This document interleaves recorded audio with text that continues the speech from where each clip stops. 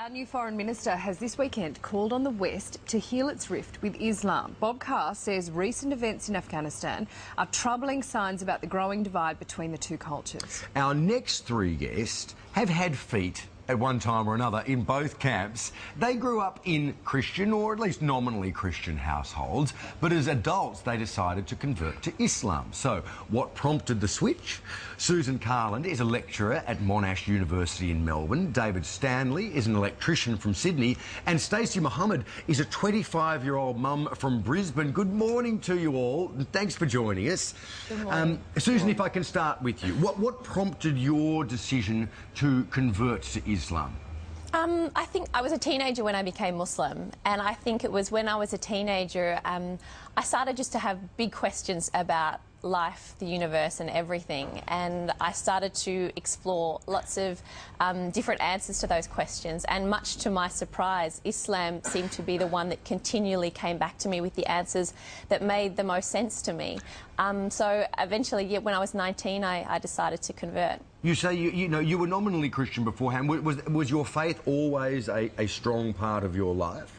Yeah, absolutely. I knew that I always believed in God, and I was raised in a household where we did go to church and those sort of things, and so it was always a very big part of my life and always a very positive part of my life. But I think when I was in my teens, I just started to wonder if I believed what I did because I thought it was true, or if it's just what I'd been raised to believe, and that's what sort of prompted the outward exploration, I guess. Okay, this is really interesting. David, describe your life before you converted to Islam.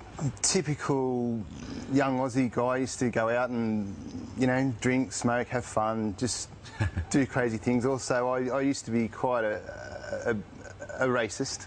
Yeah, right. Yeah, and I didn't like Muslims at all.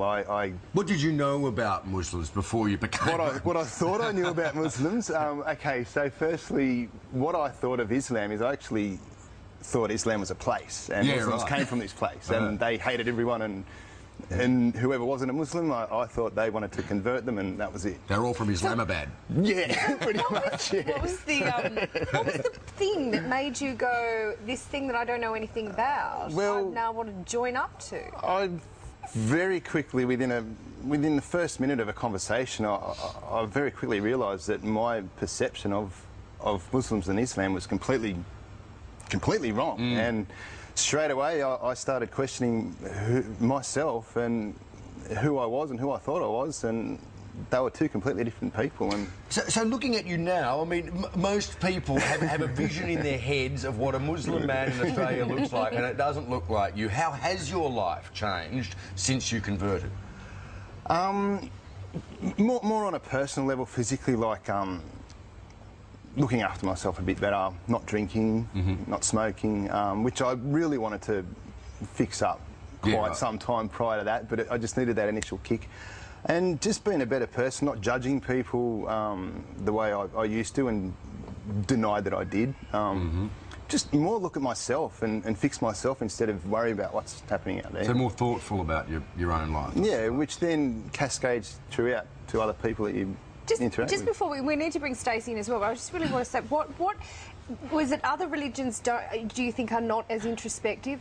There's obviously not as much focus on health, but they don't force you to be a better person? No, totally not. It just wasn't working for me. Yeah, like I tried, other things, and in my heart it just wasn't sitting right, I'm not saying anything wrong about them, just for me it didn't work. So Stacey, you also had what many would describe as a typically Australian upbringing. Can you tell us about that, and also about how your family reacted, I suppose, when you told them you were planning on converting to Islam?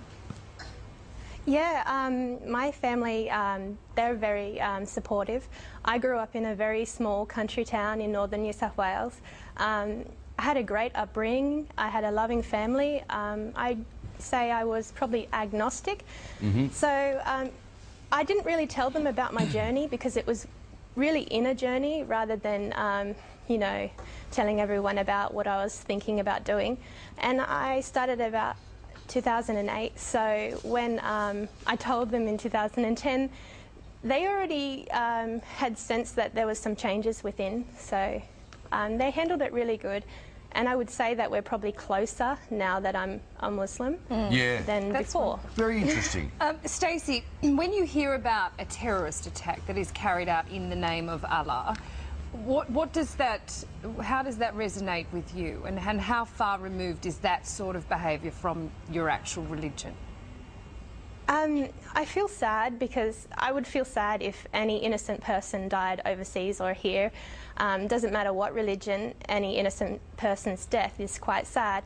But I also feel sad because my religion is misrepresented, and I know in myself what Islam is, but you can't really show that on a 30-second news clip every night. So it's quite complex. And I feel like quite sad because I'm going to be representing Islam and people are going to look at me like I'm linked to terrorism. So that's not how I want my life to be and how I want my son's life to be when he grows up. So it's quite sad. It's interesting, isn't it? You know, the media and in fact the public, I think, concentrate on the excesses of a particular group of Muslims, regards to the treatment of women, for example, regards to you know, terrorist activity. But we don't look at the Irish, for example, who blew each other up for, you know, 100 years and say, oh, it's because they're Christians, they're all terrorists. You know, we don't look at people in the deep south of America who have a very strict attitude towards the place of women in their house and feel fearful of them because of the way they treat their women, you know.